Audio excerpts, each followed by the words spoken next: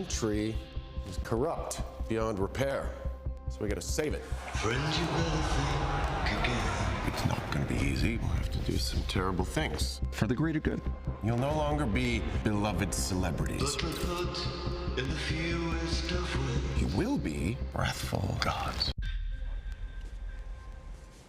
Yep, the hit series The Boys is back for season 4, and there are some new faces joining the popular cast. Our next guest suiting up as Sister Sage. Please welcome actress Susan Hayward to the Pix Morning News. Great to have you here, Susan. Thank you so much. Good stuff this morning. So let's talk about this, joining the cast of The Boys, right? When you're portraying Sister Sage, who is she and how does she kind of fit into the storyline?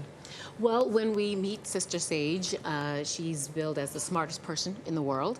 And she's had a little brush with fame, with the idea of being public about her superpower, but she has decided to forego that. Vought is the last thing on her mind, so we get to watch the journey of her coming to the 7 and how that happens. Okay. So putting on that superhero suit, what is that like? It's Do you great. feel like, oh, I've got magic powers now? Yes. You You do? walk different, you talk different. There's a huge, incredible team of designers, costume designers who are putting together and putting so much thought behind it. So after many, many months of trying it on, little tweaks here and there, you finally put it on and you feel like, all right, it's real, one, and it's really special to me because I grew up watching these kinds of shows and didn't necessarily see a black woman like myself in this thing as often as I would have liked. So to add to that canon is a really, really special thing. That's awesome. Season 5 already been renewed for, right? Yeah. The last and final season. Yeah. Which is a little bittersweet, right? What's going down? Well, I'm not going to tell you that. You got to watch to find that out. But, you know, Eric Kripke is such an incredible storyteller and had a vision and decided kind of at the beginning that it was a 5-season story. So we want to end the story while it's on top, while it's fresh, while there's still a story to tell. Yeah. It's not something you want to drag out unnecessarily. So I'm excited. I'm excited to go out with a bang. I'm really, really excited to get to join. I was a Yeah. fan of the show from season 1, so to be here is incredible. So for those who aren't familiar, tell us what your superpower is.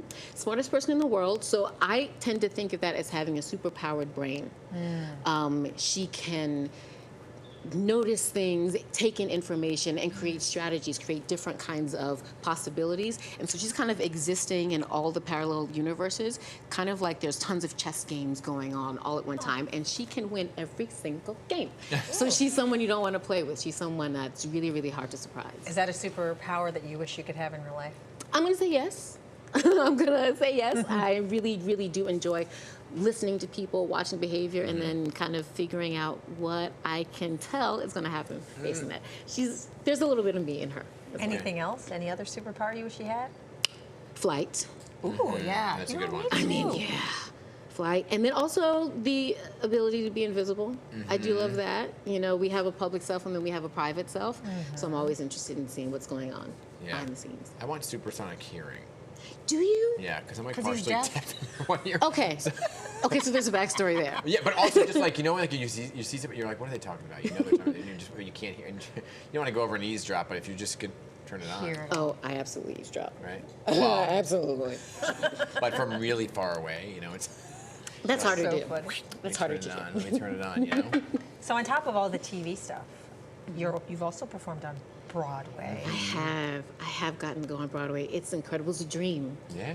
Is that where your love is more, on the theater, or do you like kind of both?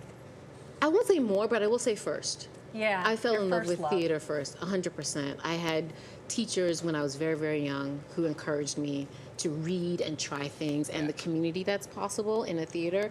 You know, you have a bunch of strangers who come, and for a while, we become one entity, one organism communicating back and forth.